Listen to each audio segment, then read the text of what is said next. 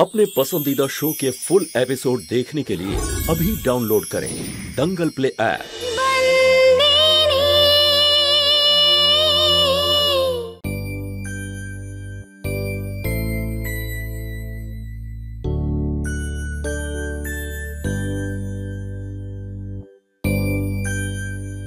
কাদম্বরী দিদি, তুমি এখানে এসো, বসো। না না মঙ্গি, শান্তর সঙ্গে দেখা করব।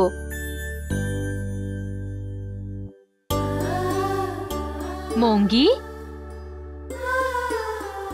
শান্ত দিদি মনু কাকার বাড়ি গিয়েছে আর দাদু দয়া কাকার বাড়িতে।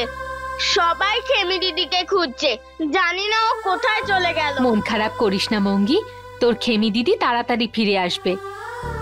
এবারে আমি আসি। তুমি বসো না, আমি জল আনছি। না না, আনতে হবে না, আমার দেরি হয়ে যাচ্ছে। শান্ত দিদিকে বলবি যে আমি এসেছিলাম, কারণ সৌমিল আঙ্কেলের বাড়ি পার্টি আছে, তাই বাবা শাড়ি আর গয়না পাঠিয়েছে। তুই শান্ত দিদিকে এটা দিয়ে দিস। না না, আমি অন্য কাউকে দিয়ে পাঠাচ্ছি। কিন্তু তুমি একা কেন এসেছো? শশাঙ্ক দাদা তোমার সঙ্গে আসেনি? না, কিন্তু তোর মুখ থেকে শশাঙ্ক দাদা শুনে ভালো লাগলো। তুই তো এমন ভাবে বলছিস যেন ওনাকে আগে থেকেই চিনিস। হ্যাঁ তো এই দেখো, যখন তোমার বিয়ে হয়নি আমরা ওনাকে তখন থেকে চিনি। আর আমিও জানি, শান্ত দিদিও জানে। কি, শান্ত শশাঙ্ককে আগে থেকেই চিনতো? কিভাবে? ওই শিব মহাপঞ্চমীর মেলাতে আমরা গেছিলাম, আমাদের ওখানে দেখা হয়েছিল, খুব মজা করেছিলাম।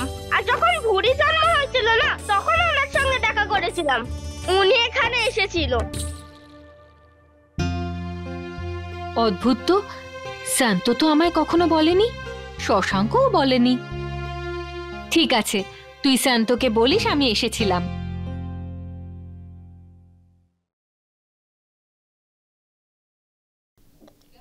কি ব্যাপার দিদি, আজ তো আপনাকে ভীষণ খুশি দেখাচ্ছে। তো নিজের বাড়িতে খুশি আছি, তোর কোনো অসুবিধা হচ্ছে?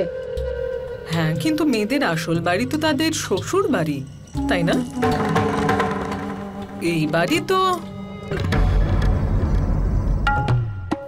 জামখাম্বাড়িয়া।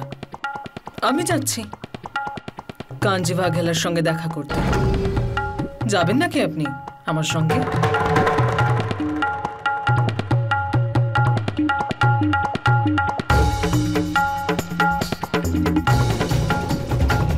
কি হলো দিদি, কি ভাবছেনটা কি? যাবেন না? হ্যাঁ যাব, কিন্তু এখন নয়।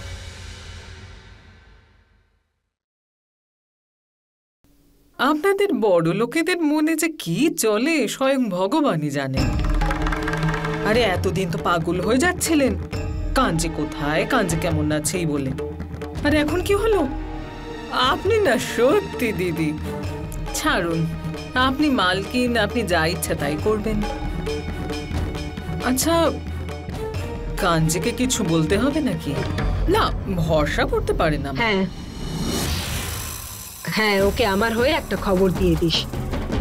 ওকে বলিস ও যে সাজাটা ভোগ করে এলো সেটা ওকে আমার বাবা দিয়েছিল, কিন্তু এখনো ওর শাস্তি পাওয়া বাকি আছে, আর সেই শাস্তি ওকে আমি দেব। যা এবার রওনা দে জামখাম্বাড়িয়াতে। ঠিক আছে, চলি তাহলে দিদি।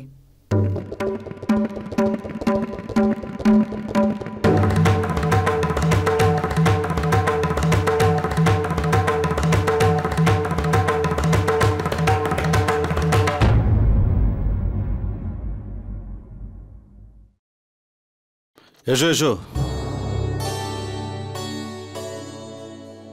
এটাই হলো আমার বাড়ি। এখানে তোমার যতদিন ইচ্ছে করে থেকে যাও, কোনো চিন্তা করতে হবে না, ঠিক আছে?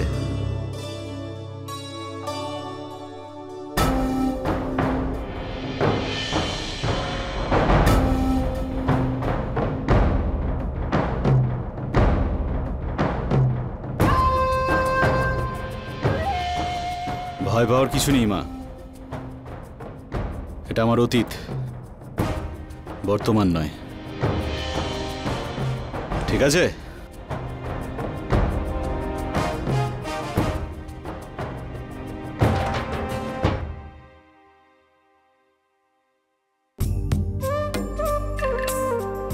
আমি একটা কাজ করছি, হাত মুখ ধুয়ে আসি। তুমি এটা নিজের বাড়ি বলেই ভেবে নিও, ঠিক আছে?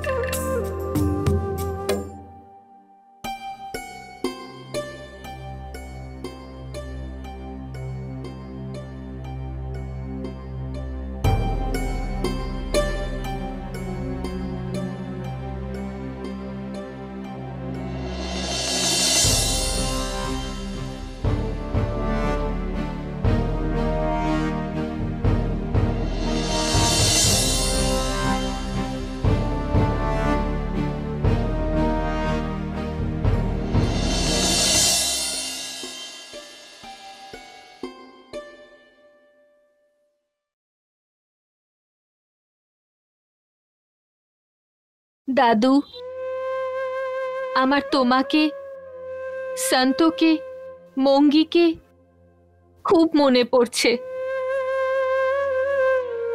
আমার দ্বারা কোনো ভুল হলে আমায় ক্ষমা করে দিও।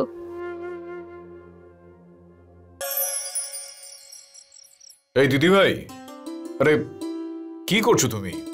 চলো এখন, দেরি হয়ে গেছে। হ্যাঁ হ্যাঁ, আমি রেডি আছি ভাই, শুধু এই গিফটটা রেডি করলাম। কি আছে ওর মধ্যে? আরে গণেশ ঠাকুরের মূর্তি আছে সমীল বাবুর জন্য। আরে তুই তো বলেছিলি যে সমীল বাবু গণেশ ঠাকুরের ভক্ত, তাই এর চেয়ে ভালো উপহার আর কি হতে পারে বল ভাই? হ্যাঁ ঠিক আছে, ঠিক।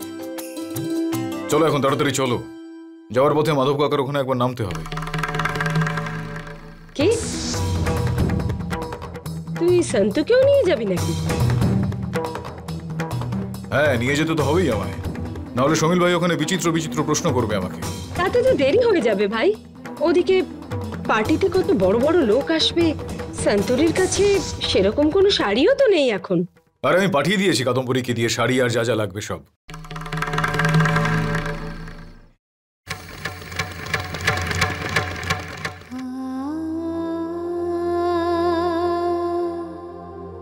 কি হয়েছে শান্ত, কি ভাবছিস?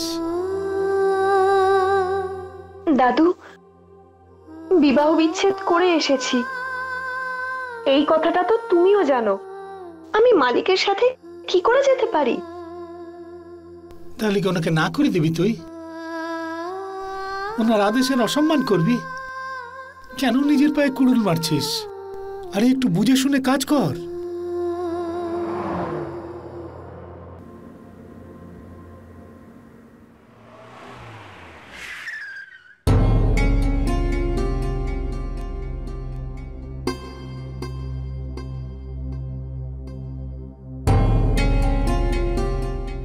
যা তাড়াতাড়ি তৈরি হয়ে নে। এই মেয়ে, কি হয়েছে? এখনো পর্যন্ত তৈরি হসনি কেন তুই? আরে ও দিদি ভাই, একটু কি দেখো তো কি হয়েছে ওর।